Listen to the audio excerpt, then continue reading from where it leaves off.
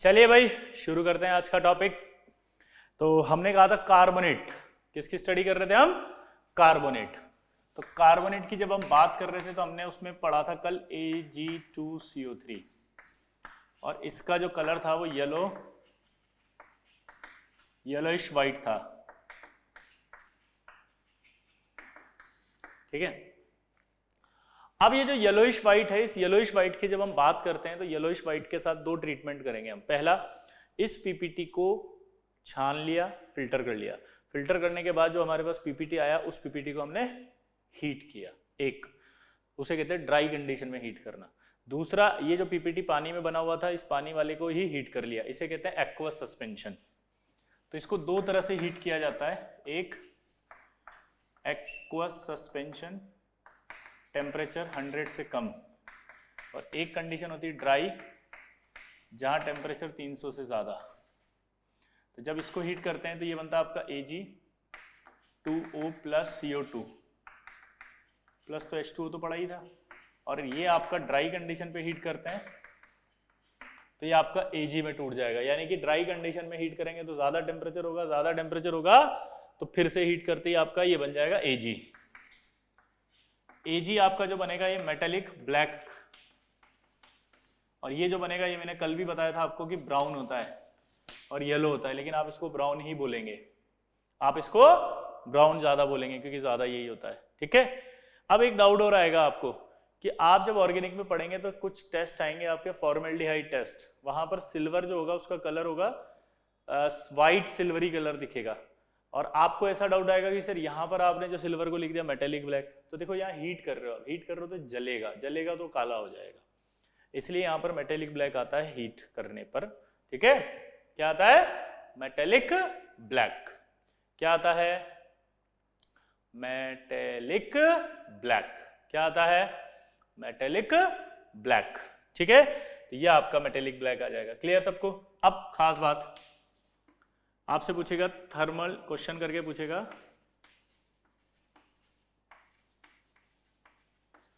Thermal decomposition temperature, thermal decomposition temperature of Ag2CO3 is, पहला option temperature जो आएगा वो 100 से कम वाला, दूसरा टेम्परेचर 300 से, तीसरा ऑप्शन है बहुत, चौथा ऑप्शन है नन। ठीक है, अब आपसे पूछा है कि थर्मल डिकम्पोजिशन टेम्परेचर आपको बताना है Ag2CO3 का कि क्या है, तो आएगा वो आपका, एक ऑप्शन दिया है लेस देन 100, एक ऑप्शन दिया है ग्रेटर देन 300, एक ऑप्शन दिया है आपको बहुत, और एक नन। चलो सोचो।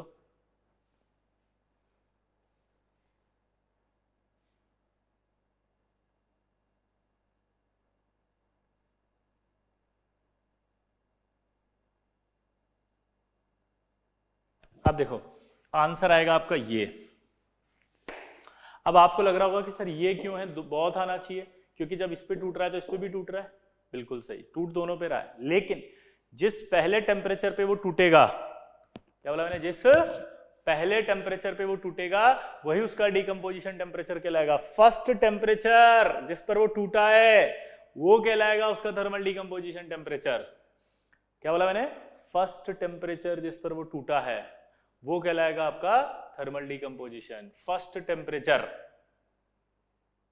जैसे मान लो आप ये कहो कि यार कोई एक गोली से मरता है, तो एक गोली से मरेगा तो दूसरे भी मर जाएगा, तो दो गोली से मरेगा, तो इसका मतलब ये थोड़ी है कि आप ये कहोगे कि दोनों से मरेगा।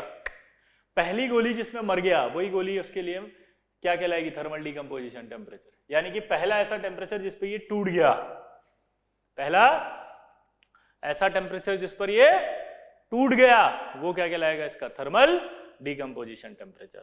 ठीक है, तो ये थर्मल डिकम्पोजिशन टेम्परेचर आएगा।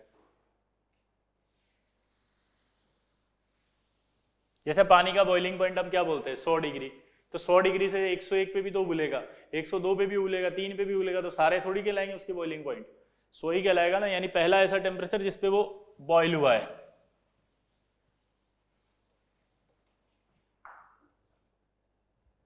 अगला देखो, ये जो Ag2CO3 है ये सॉल्युबल होता है, कल बताया था, याद करो, generally dilute HNO3, ammonia solution, ये मैंने कल बता दिया था। और एक और होता है साइनाइड सॉल्यूशन, क्योंकि साइनाइड सॉल्यूशन में ये कॉम्प्लेक्स बनाएगा ये वाला।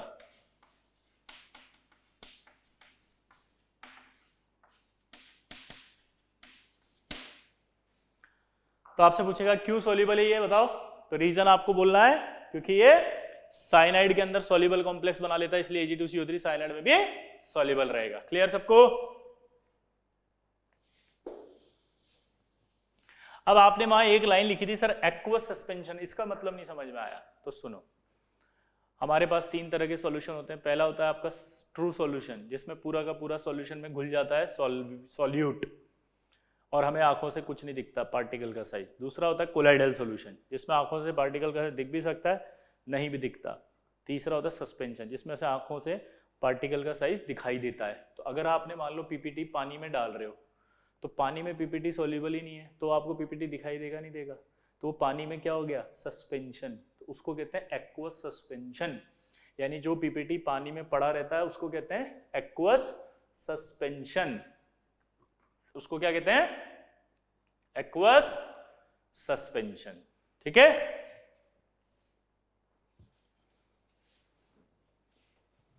क्लियर सबको?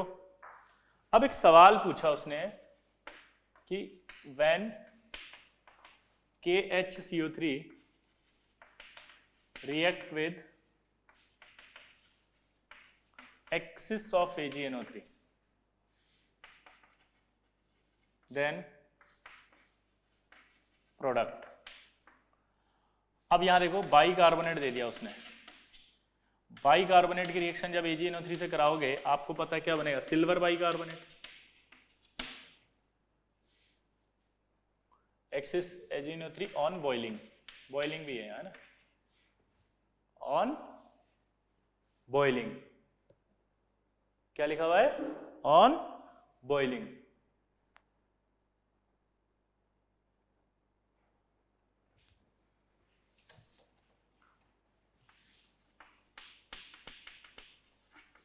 On boiling. ठीक है?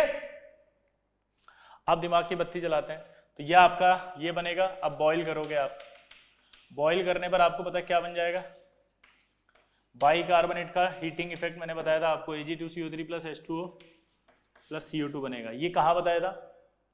आयनिक बॉन्ड में। और मैंने आपसे रिक्वेस्ट की थी कि हीटिंग इफेक्ट याद कर लेना, यहाँ बहुत जरूरी है। ठीक है? अब यहाँ पर एक्सिस लिखा हुआ है। हमने कहा था कल कि अगर रिएजेंट एक्सिस में लें तो फिर ये Ag2CO3 नहीं बन करके फाइनली क्या बनता है? Ag2O। तो यानी कि यहाँ जब लिया होगा ये एक्सिस में, तो यहाँ एक्सिस में लेने पर एक्चुअली में इससे रिएक्ट करके पहले बना बाइकार्बोनेट, बॉईल किया तो कार्बोनेट, लेकिन कार्बोनेट नहीं बन करके फाइनल प्रोडक्ट किस में जाएगा? Ag2O। और इसका कलर येलो या ब्राउन बताया था, क्योंकि यहाँ पर अपन ने क्या लिया हुआ है? Axis of AgNO3। तो अगर ऐसे सवाल पूछ ले तो आप थोड़ा सा दिमाग लगाना कि यार एक्सिस ऑफ AgNO3 और बॉईल, तो बाइकार्बोनेट लिया तो बाइकार्बोनेट बॉईल करते कार्बोनेट बनेगा, और सिल्वर कार्बोनेट जो होगा वो एक्सिस में किस में चला जाता है? Ag2O में। तो फाइनल प्रोडक्ट क्या बनेगा? Ag2O। क्लियर? थोड़ा सा दिमाग लगाना सवाल आ जाए तो।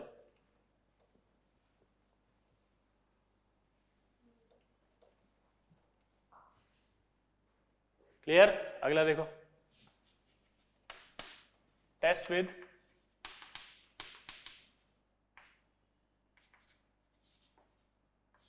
Mercurous nitrate.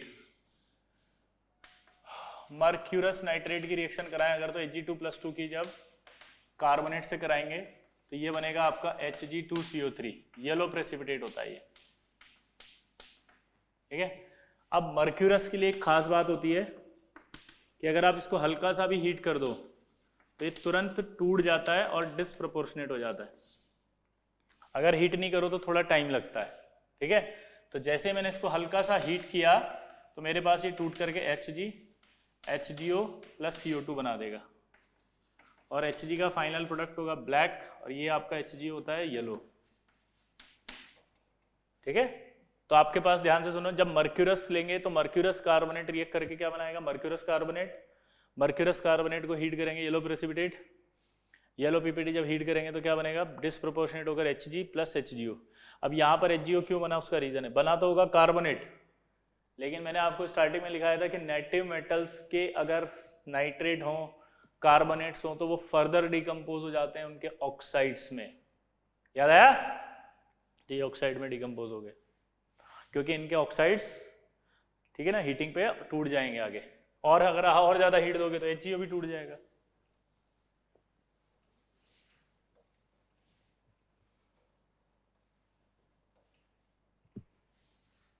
तो ये आपका हुआ मर्क्यूरस। अब जो इंपॉर्टेंट आता है वो आता है टेस्ट विद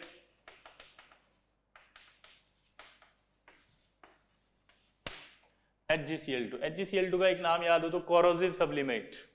मैंने बताया था एक बार, मर्क्यूरस के सारे, सॉरी, मरकरी के जितने भी सॉल्ट होते हैं सब पॉइजनस होते हैं। क्या बोला था, जितने भी सॉल्ट है सब क्या होते हैं, पॉइजनस।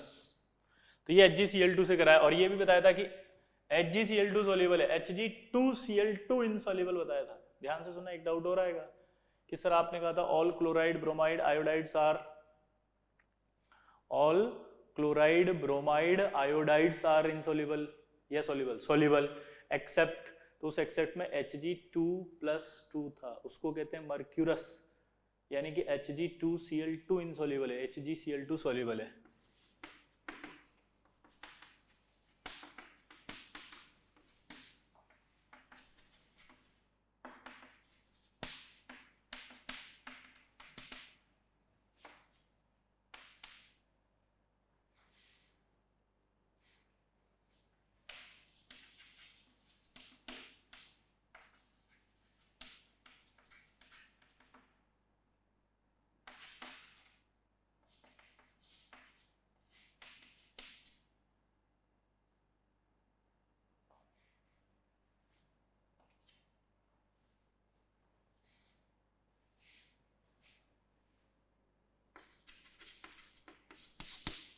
देखो, कार्बोनेट जो होता है ना, उसका जो एक्वस सॉल्यूशन होगा वो हमेशा बेसिक होगा।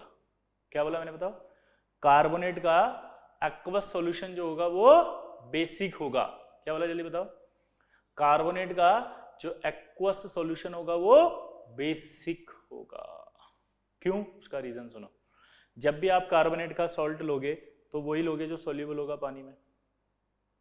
आप दिमाग लगाओ, कार्बोनेट का कौन सा सॉल्ट पानी में सॉल्युबल होता है, फर्स्ट ए वाले।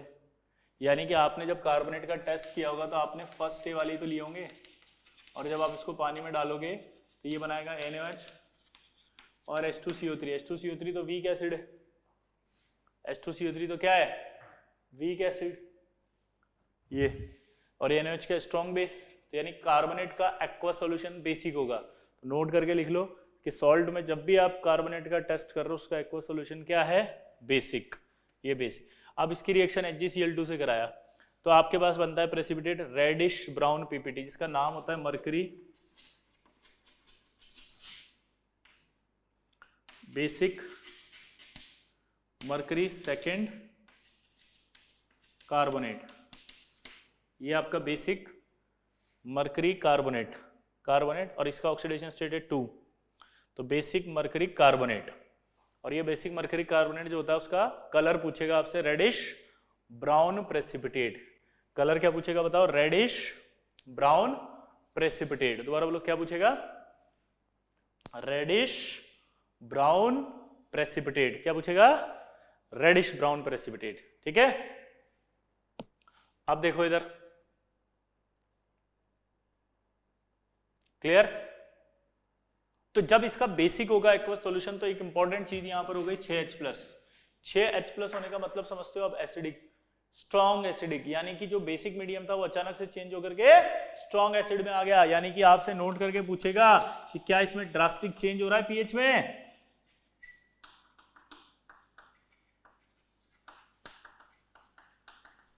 Drastic change in pH. क्या हो गया जल्दी बताओ, यहां drastic change in pH, solution becomes acidic, यानी pH डिक्रीजेस। क्या हो गया, pH डिक्रीज हो गई, क्योंकि H+ बढ़ गया, H+ होता है तो pH कम हो जाती है। ठीक है, अब देखो इधर,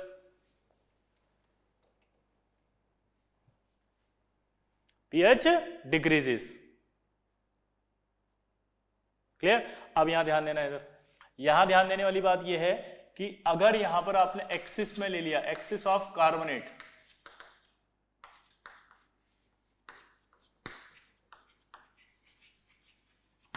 एक्सिस ऑफ कार्बोनेट जो होगा वो एक्ट्स एज अ बफर। अब ये बफर क्या होता है? बफर का मतलब मैंने बताया था आपको, ऐसा सॉल्यूशन जो अपनी पीएच परिवर्तन का विरोध करता है। अगर नहीं बताया तो आपने फिजिकल में पढ़ा होगा। ऐसे सॉल्यूशन को बफर कहते हैं जो अपने पीएच चेंज का अपोज करे। अब ध्यान से सुनो, अगर यहां एक कार्बोनेट की कंसंट्रेशन ज्यादा होती तो क्या होता? कार्बोनेट की कंसंट्रेशन अगर ज्यादा होती तो ये एसिडिक मीडियम था, ये H+ इससे रिएक्ट करता और CO2+ वाटर बना लेता। ये रिएक्ट करता और CO2+ वाटर बना लेता। CO2+ वाटर बनते ही क्या हुआ? कार्बोनेट जो है वो किस में कन्वर्ट हो गया? CO2 में। H+ किस में हो गया? H2O में। H+ का कंसंट्रेशन वापस कम होना शुरू हो गया। तो यानी H+ का जो कंसंट्रेशन है वो कम होना शुरू हो गया, तो जो H+ है वो खत्म हो जाएगा। अगर H+ खत्म हो जाएगा तो इसका मतलब उसका चेंज काउंट नहीं किया जाएगा। यानी कि जो आप कह रहे थे कि पीएच में चेंज होगा, वो पीएच में चेंज नहीं होगा। ठीक है? चेंज नहीं होगा कार्बोनेट अगर ज्यादा होगा तो, क्योंकि उसने कार्बोनेट ने इस H+ को कंज्यूम कर लिया ना। तो यानी अपनी पीएच को चेंज नहीं होने दे रहा, इसका मतलब बफर की तरह बिहेव कर रहा है। ठीक है?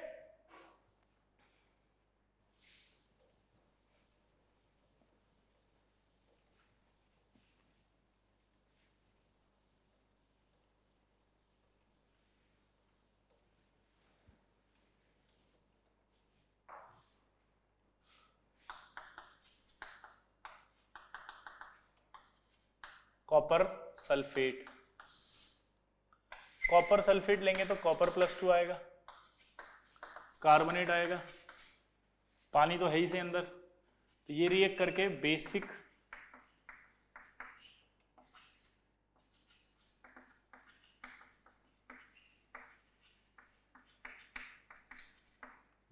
कॉपर कार्बोनेट बनाता है। क्या बनाता है? Basic copper carbonate. और इस बेसिक कॉपर कार्बोनेट का जो होता है ग्रीन पीपीटी होता है। बेसिक कॉपर कार्बोनेट होता है और ये जो बेसिक कॉपर कार्बोनेट है इसका जो कलर होता है वो ग्रीन होता है। क्या बोला जल्दी बताओ?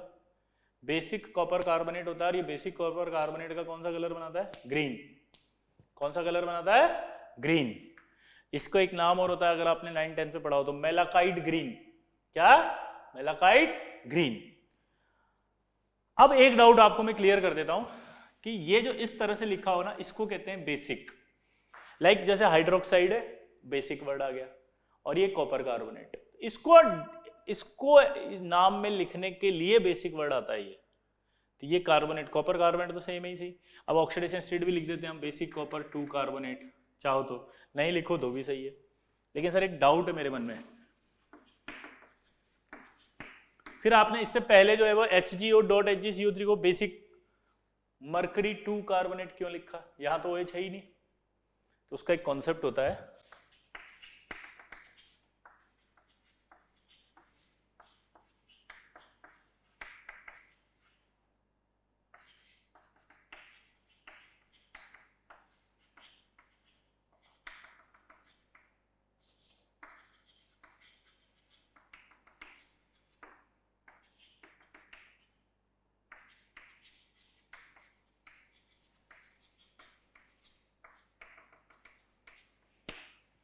ये जो नेटिव मेटल्स होती हैं लाइक गोल्ड, सिल्वर, मरकरी, ये जब भी strong alkaline solution like NaOH, KOH, RbOH इनसे रिएक्ट करेगी, यानी कि एल्कलाइन सॉल्यूशन से रिएक्ट करेगी, ये अपना हाइड्रोक्साइड नहीं बना के अपना ऑक्साइड बनाती, क्योंकि इनका हाइड्रोक्साइड अनस्टेबल होता है, टूट करके वापस ऑक्साइड में आ जाता है।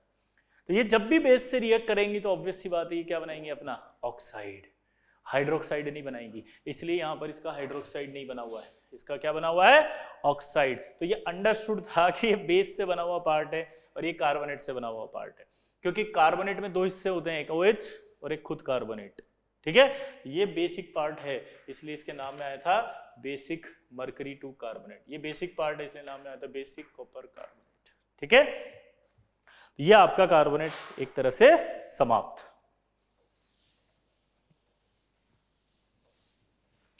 अब आपको एक चीज ध्यान रखनी है, इनके पीपीटी कलर, क्योंकि वो मेन तो पीपीटी कलर याद करने में दिक्कत आएगी।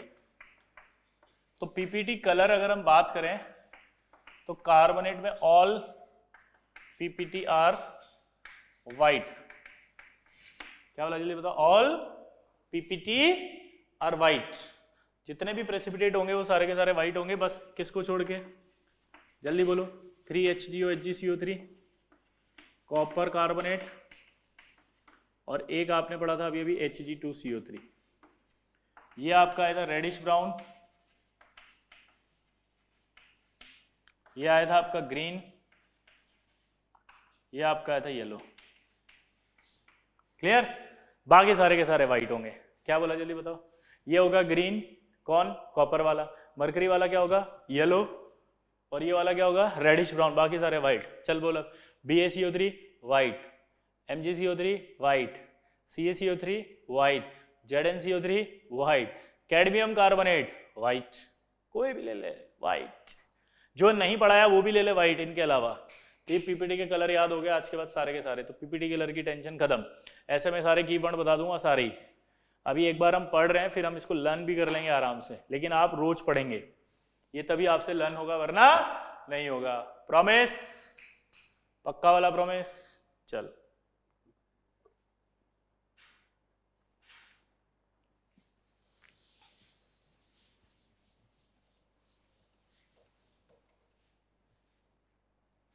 अब अगला आएगा bicarbonate.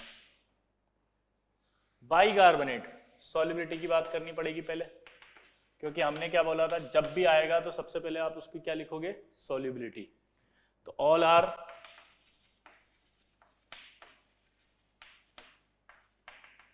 Excluding sodium bicarbonate, all are soluble except sodium bicarbonate. Sodium bicarbonate बताया था SS होता है, स्पेरिंगली सॉल्युबल। अब ये देखो, आप अपन ने केमिकल बॉन्डिंग में जब आपने हीटिंग इफेक्ट पढ़ा होगा, जो कि मैंने आपसे बोला था कि पढ़ना है, तो ये वहीं पर लिखा हुआ है, और ये लिखा हुआ है कि lithium bicarbonate exist in solution state. ठीक है, बाकी सोडियम, पोटेशियम, रुबिडियम,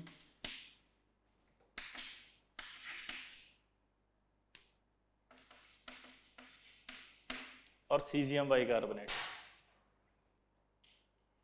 ये सारे के सारे एग्जिस्ट इन सॉलिड स्टेट, और इनकी सॉल्युबिलिटी भी बताई थी, याद हो तो। ये ऑर्डर आएगा सॉल्युबिलिटी का।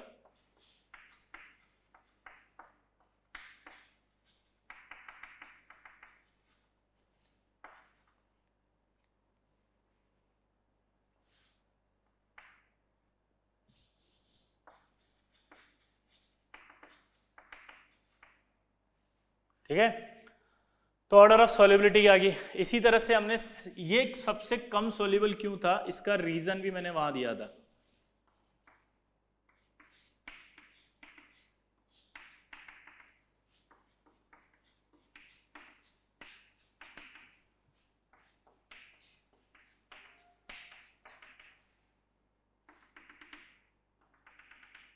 यहां लिखा था, याद करो, मैसिव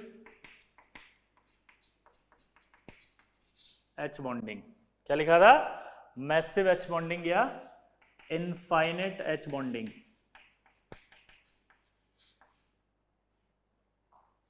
मैसिव H बॉन्डिंग या इनफाइनाइट H बॉन्डिंग। क्लियर? तो ये मैसिव H बॉन्डिंग और इनफाइनाइट H बॉन्डिंग होगी, जिसकी वजह से ये पार्शियल सोल्यूबल होगा। मैसिव H बॉन्डिंग होगी या पार्शियल सोल्यूबल होगा। ठीक है, क्यों सोल्यूबल है इसका रीजन समझ में आ गया। और ये सब सोल्यूबल ज्यादा थे क्योंकि इनके अंदर कॉम्पैक्ट H बॉन्डिंग हो रही थी। अगर आपको नहीं याद है तो प्लीज, मैंने इसीलिए कहा था आपको वो टॉपिक पढ़ लेना।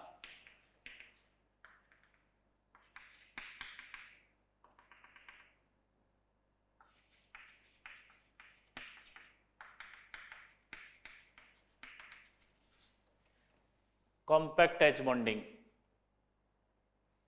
ठीक है, नोट करो इसको।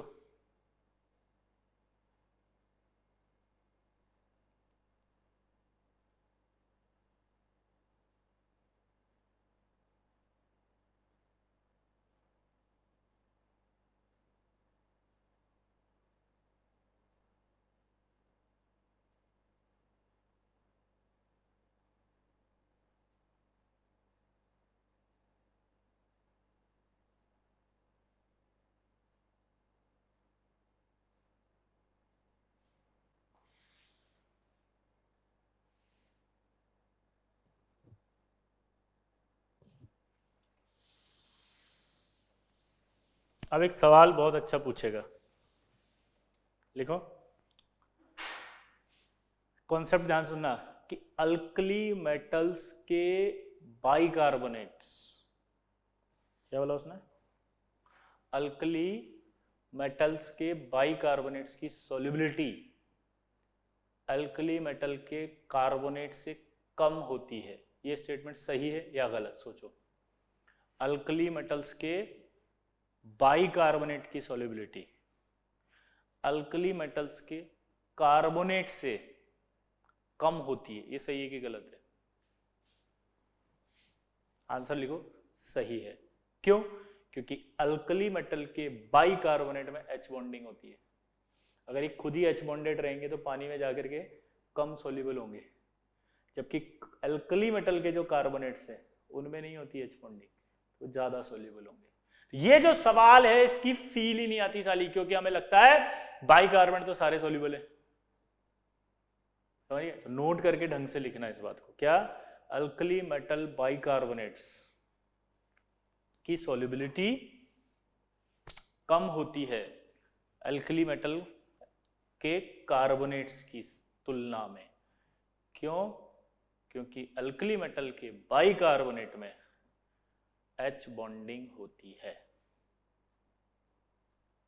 ठीक है, अब आया पहला टेस्ट विद एसिड। चलो बताओ, अगर बाइकार्बोनेट में H+ डाल दोगे आप तो क्या गैस निकलेगी? CO2। CO2 का ऑब्जर्वेशन बताओ, ब्रिस्क एफर्वेसेंस। ऑब्जर्वेशन एक और बताओ, तो लाइम वाटर से पास करना पड़ेगा तो मिल्की सॉल्यूशन, एक्सेस में पास करोगे तो मिल्की सॉल्यूशन डिसअपियर। तो सेम वही का वही है। अगला देखो, टेस्ट विद BaCl2 और CaCl2।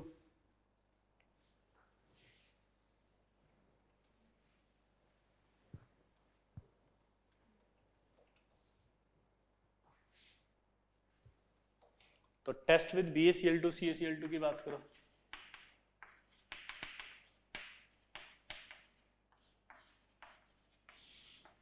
Test with BaCl2 CaCl2 सोचो, कोई पीपीटी नहीं, नो प्रेसिपिटेट। अगर आप नॉर्मल कंडीशन की बात करोगे तो ये BaCl2 और CaCl2 इनसे रिएक्ट करके कोई पीपीटी नहीं बनाएगा। क्यों?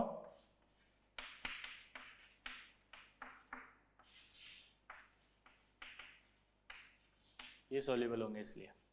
तो इसलिए बाइकार्बोनेट का कभी भी टेस्ट करना होगा तो उसे बॉईल करना पड़ता है। बॉईल करने पर बाइकार्बोनेट CO2 बना करके उड़ जाता है। बाइकार्बोनेट हीटिंग इफेक्ट याद करो, वहां पे लिखवाया था, बाइकार्बोनेट को हीट करने पर वो कार्बोनेट CO2 प्लस वाटर में टूटते हैं। तो ये आपके कार्बोनेट CO2 प्लस वाटर में टूट गए। ये जो कार्बोनेट बनता है टूटने के बाद, ये कार्बोनेट फिर से रिएक्ट करता है BaCl2 या CaCl2, तब जाकर के BaCO3 और CaCO3 का व्हाइट पीपीटी बनेगा। यानी कि एक चीज समझ में आई आपको, बाइकार्बोनेट वो सारे टेस्ट देगा जो कार्बोनेट ने दिए थे, लेकिन ऑन बॉइलिंग। क्यों? क्योंकि बॉईल करने पर बाइकार्बोनेट टूट के किस में आएगा? बॉईल करने पर बाइकार्बोनेट टूट करके किस में आएगा? कार्बोनेट में। तो वो कार्बोनेट के सारे टेस्ट दे देगा, वो कार्बोनेट के सारे टेस्ट दे देगा। वो समझ में आया?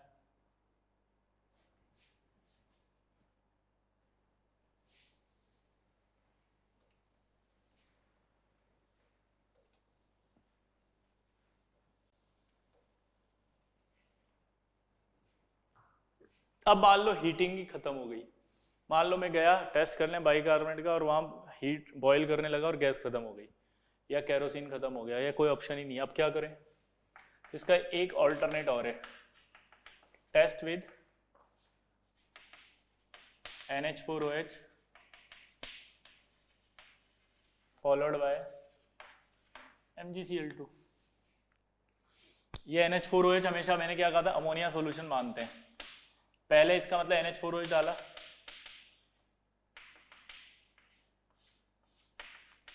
ये NH4OH डाल दिया। NH4OH का मतलब होता है अमोनिया प्लस वाटर। ये अमोनिया लोन पेयर है, यहाँ H प्लस है, तो ये अमोनिया उस H प्लस को निकाल लेती है।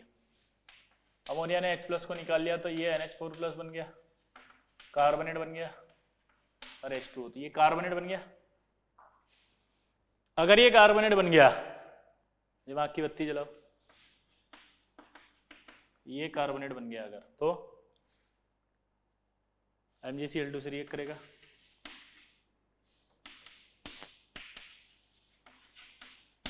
तो MgCO3 बनेगा। पीपीटी का कलर अभी थोड़ी देर पहले बताया था। अब इसकी सॉल्युबिलिटी की बात कर लें। Soluble in dilute HNO3। Concept बताओ। HNO3 स्ट्रॉन्गर होगा, इसको तोड़ देगा, तोड़ने के बाद ये क्या होगा, मैग्नीशियम नाइट्रेट बनेगा, सॉल्युबल। MgCl2 बनेगा, सॉल्युबल। एसिटिक एसिड तोड़ ही देगा, तो मैग्नीशियम एसिटेट भी सॉल्युबल। एक नया आया यहाँ पर H2SO4। ये H2SO4 इसे तोड़ देगा क्योंकि स्ट्रॉन्गर है, और H2SO4 तोड़ के बनाएगा MgSO4। MgSO4 भी सॉल्युबल होता है। सल्फेट के अंदर याद रखना आप, all are soluble except barium, strontium, lead. तो बेरियम वाले के लिए हमने मना किया था नहीं सॉल्युबल होगा। कैल्शियम, कैडमियम और सिल्वर के लिए स्पेरिंगली सॉल्युबल, तो कैल्शियम वाला भी सॉल्युबल नहीं होगा। तो बेरियम कार्बोनेट और कैल्शियम कार्बोनेट जब वहां लिखा था तो उसमें डाइल्यूट H2SO4 नहीं लिखा मैंने, या H2SO4 नहीं लिखा, लेकिन MgCO3 के लिए H2SO4 लिख रहा हूं मैं।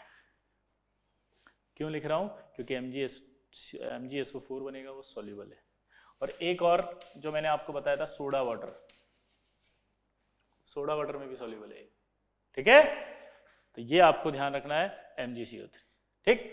तो यानी कि हम दो तरह से टेस्ट कर सकते हैं बाइकार्बोनेट का, एक तो बॉईल करके, और एक आप क्या कर सकते हो, उसको NH4OH डाल के। क्योंकि NH4OH डालोगे तो वो हट जाएगा बाइकार्बोनेट में से, H+ बचेगा कार्बोनेट, और फिर वो कार्बोनेट टेस्ट दे देगा, ठीक है।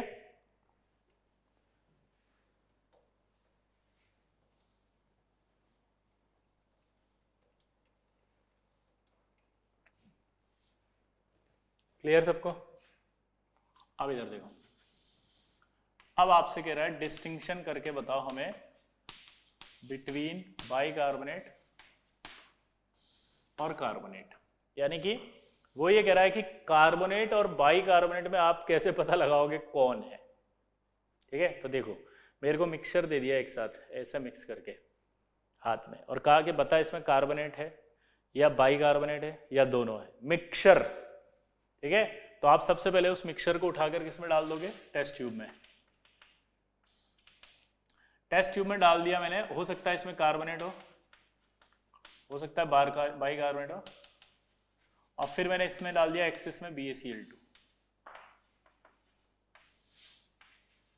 अब सोचो, अगर इस मिक्सचर में कार्बोनेट होगा तो BaCl2 से रिएक्ट करके कार्बोनेट तो डायरेक्ट ही BaCO3 दे देगा, क्योंकि वो तो कोल्ड कंडीशन में दे देता है। कोल्ड का मतलब यहां पर ये विदाउट हीटिंग, कोल्ड का मतलब ये नहीं कि फ्रीजर में जाके रखना पड़ रहा है आपको, नहीं, बिना हीटिंग के। तो ऑब्वियस सी बात है, कार्बोनेट तो बिना हीटिंग के देता है, बाइकार्बोनेट देता है हीटिंग के बाद। तो कोल्ड ले लिया। इफ वाइट PPT तो BaCO3 का कार्बोनेट कंफर्म। यानी कि अगर BaCl2 डालते ही आपके पास यहां कोल्ड में ही व्हाइट PPT आ गया तो आपका कंफर्म हो गया कि ये क्या है, क्या कंफर्म हो गया कि ये, बोलो, व्हाइट PPT है, तो कंफर्म हो गया कि कार्बोनेट है, ठीक। अब इसको फिल्टर करो, फिल्टर करेंगे तो ये PPT बाहर आ गया। अब इसमें क्या बचा होगा, बाइकार्बोनेट। अब या तो आप इसे बॉईल कर लो या इसको NH4OH डाल दो। उससे क्या होगा, बॉईल करेंगे तो ये डिकम्पोज होगा किसके अंदर, कार्बोनेट में। NH4OH डाल देंगे तो H+ हट जाएगा, किस में आ जाएंगे, ये कार्बोनेट में। क्लियर सबको। एक्सिस में BaCl2 डाला था तो BaCl2 अभी भी चल रहा है। तो यानी जैसे ही आपने बॉईल किया और अगर अंदर बाइकार्बोनेट हुआ तो वो टूट जाएगा कार्बोनेट में, और फिर कार्बोनेट में टूट करके किस में आ जाएगा वो, कार्बोनेट वापस BaCl2 से रिएक्ट करके व्हाइट पीपीटी में आ जाएगा, और ये वापस से इससे रिएक्ट करके व्हाइट पीपीटी बन जाए। दोनों में से कोई भी यूज कर सकते हो, एक साथ दोनों नहीं डालने, या तो ये या वो। मैंने दोनों लिख दिए, दोनों नहीं करने, कोई एक कर लोगे तो भी पता लग जाएगा कि बाइकार्बोनेट है। क्या बोला जल्दी बताओ?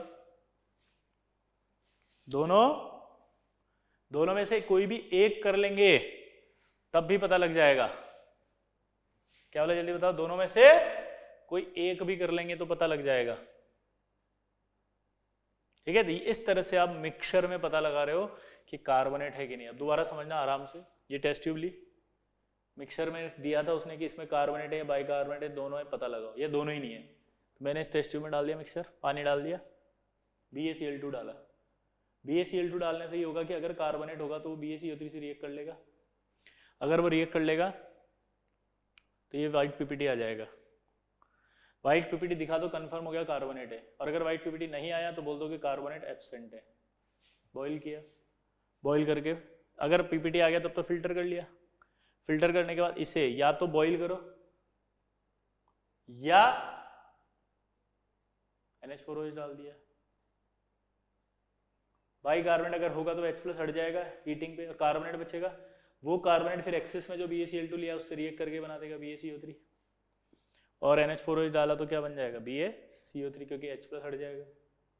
ठीक है,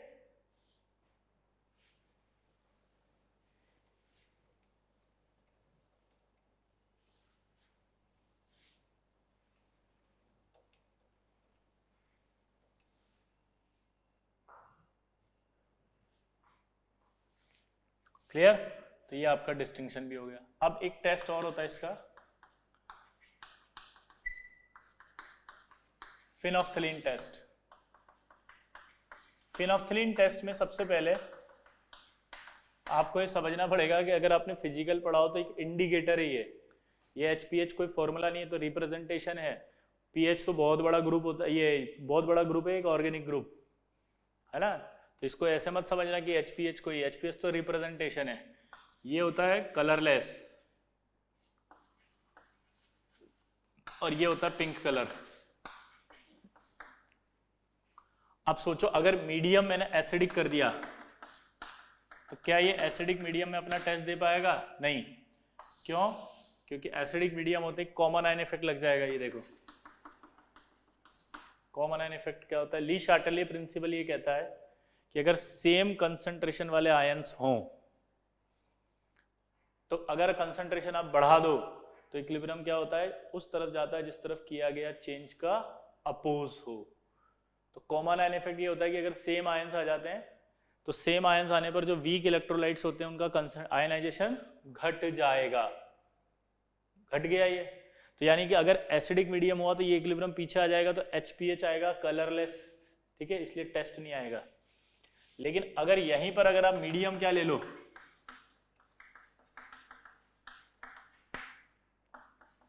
बेसिक लो,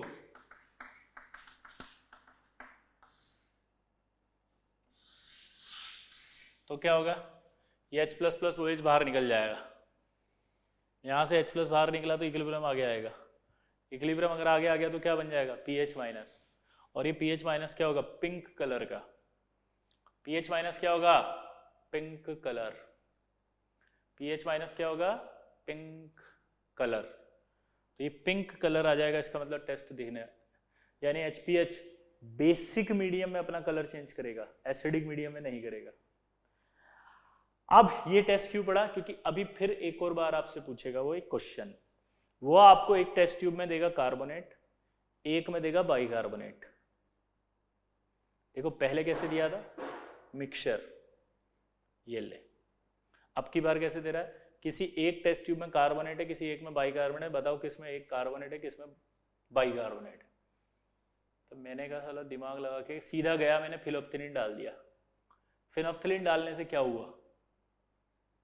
बेसिक मीडियम में फिनोफ्थलीन अपना कलर चेंज देगा, पिंक कलर हो जाएगा। कार्बोनेट का एक्वस सॉल्यूशन बेसिक होता है, अभी बताया था। कार्बोनेट का एक्वस सॉल्यूशन बेसिक होता है, अभी बताया था। तो यानी जिस टेस्ट ट्यूब में कार्बोनेट होगा उसमें फिनोफ्थिलीन डालते पिंक कलर आ जाएगा, तो मैं बोलूंगा सर इस टेस्ट में कार्बोनेट है। जिसमें बाइकार्बोनेट होगा तो H+ होगा, वहां पे H+ आएगा तो फिर वो अपना टेस्ट नहीं दे पाएगा, कलर नहीं आएगा, मैं बोल दूंगा बाइकार्बोनेट है। तो इससे फिनोफ्थिलीन टेस्ट से भी आप पता लगा सकते हो कि अलग अलग टेस्ट ट्यूब देकर के अगर सवाल पूछता है कि किसमें कार्बोनेट है और किसमें बाइकार्बोनेट है तो बता दोगे आप। तो फटाफट से नोट करो कि भाई क्या करेगा, बोलो। aqueous solution of carbonates are basic, so phenolphthalein changes its color, ठीक है, and becomes pink, while it is colorless in the aqueous solution of bicarbonate. It is colorless in aqueous solution of bicarbonate.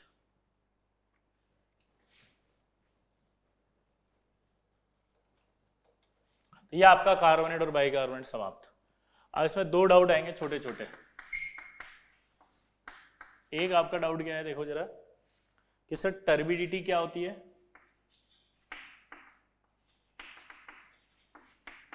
तो turbidity क्या होती है जरा सुनना। It never settle down at the bottom of the test tube, लिखो it never settle down at the bottom of the test tube.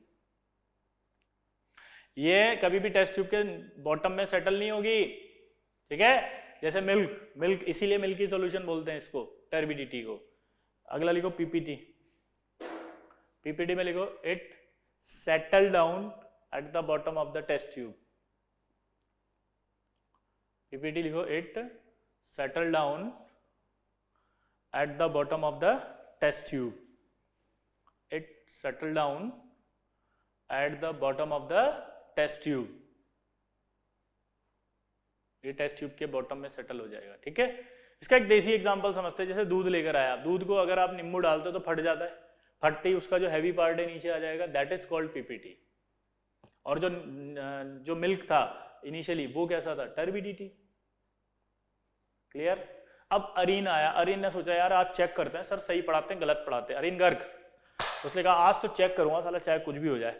तो इसने पता है क्या किया, एक किलो दूध खरीद के लाया, उसमें नींबू डाल दिया, कुछ हुआ ही नहीं। मेरे पास फोन घुमाया, हट डाउट है सर। मैंने कहा क्या सर आप गलत पढ़ाते हो। मैंने कहा क्या गलत पढ़ा दिया बे। बोला सर आपने कहा था कि नींबू डालेंगे तो फिर क्या होगा, फट जाएगा और वो हैवी पीपीटी नीचे आ जाएगा, that is called PPT. Sir ऐसा तो कुछ हुआ ही नहीं। मैंने कहा तूने क्या किया। बोला मैं दूध ले आया, नींबू डाल दिया, आपने जैसा कहा था। मैंने बोला अबे गधे, नींबू काट के उसका रस डालना था साले, तब फटेगा वो। सिट्रिक एसिड होता है नींबू में। इस गवार ने नींबू डाल दिया सीधा का सीधा ही, बेवकूफ। समझ में आया, नींबू को काट के उसका रस डालना है तब जाकर के फटेगा। सिट्रिक एसिड दूध को फाड़ता है बे। समझ में आया अरीनवा, ए अरीनवा, समझे बे, का समझे बे तुम है। क्लियर। तो ये टर्बिडिटी और पीपीटी का क्वेश्चन खत्म। अब एक डाउट और आ रहा है सर। हम बोले का कि सर जब ये CO2 था, इसको जब लाइम वाटर में आप पास किए थे तो आप ऐसे लिखे थे CaCO3 और वहां लिखे थे वाइट टर्बिडिटी, ठीक है। और जब आपने कार्बोनेट का रिएक्शन कराया था CaCl2 से, तब आप इस CaCO3 को लिख दिए थे वाइट पीपीटी। सर ये का मतलब है जब आप इसके अंदर इसको पास कर रहे हो तो लिख रहे हो CaCO3 वाइट टर्बिडिटी, और जब इस कार्बोनेट में आप CaCl2 को पास कर रहे हो तो बन रहा है CaCO3।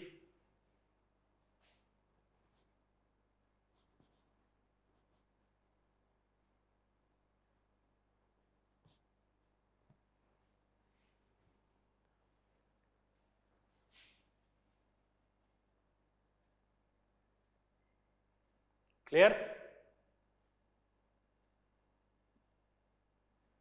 ये सर समझ नहीं आया वहां टर्बिडिटी क्यों, यहाँ पे पीपीटी, उसका रीजन सुनना। जैसे ये पानी है,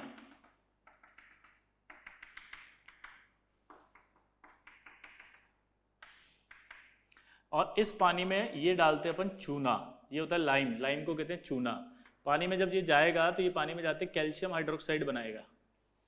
कैल्शियम हाइड्रोक्साइड जो होता है ना वो एक्चुअली में क्या होता है बेटा, स्पेरिंगली सोल्यूबल। तो कैल्शियम हाइड्रोक्साइड अगर स्पेरिंगली सोल्यूबल है तो नीचे सेटल हो जाएगा ऐसे, और ऊपर कुछ कुछ पानी रहेगा। तो जो नीचे सेटल होता है ना उसका नाम होता है स्लैग्ड लाइम, और ये जो ऊपर पानी पानी बचा इसका नाम होता है लाइम वाटर। तो आप कभी भी एक डाउट आएगा आज के बाद आपको, तो वो भी क्लियर कर दिया मैंने कि लाइम वाटर को फॉर्मूला भी कैल्शियम हाइड्रोक्साइड, स्लैग्ड लाइम का भी कैल्शियम हाइड्रोक्साइड। स्लैग्ड लाइम वो है जो नीचे हैवी पार्ट है, और लाइम वाटर वो है जो ऊपर आपका पानी के अंदर कैल्शियम +2 कैटायन यानी कि कैल्शियम +2 आयन। तो अगर आप लाइम वाटर लेते हो तो कैल्शियम आयन की कंसंट्रेशन कम है उस लाइम वाटर में, और अगर आप कैल्शियम आयन की कंसंट्रेशन कम है और CO2 पास कराओगे तो कम कंसंट्रेशन का बनेगा ना CaCO3। तो CaCO3 कम कंसंट्रेशन का होने की वजह से PPT नहीं बनता बल्कि मिल्की सॉल्यूशन दिखता है। लेकिन जब आप CaCl2 लेते हो तो CaCl2 लेने पर आपका क्या होता है, 100% आयनाइजेशन होगा। तो कैल्शियम +2 100% होगा। कैल्शियम +2 अगर 100% होगा तो उस कंडीशन में क्या होगा, ज्यादा कंसंट्रेशन का बनेगा कैल्शियम कार्बोनेट, तो व्हाइट PPT आ जाएगा। क्या आ जाएगा, व्हाइट PPT। क्लियर? ये आपका कार्बोनेट और बाइकार्बोनेट समाप्त। DPP नंबर 3 करनी है आपको, होमवर्क नोट करो।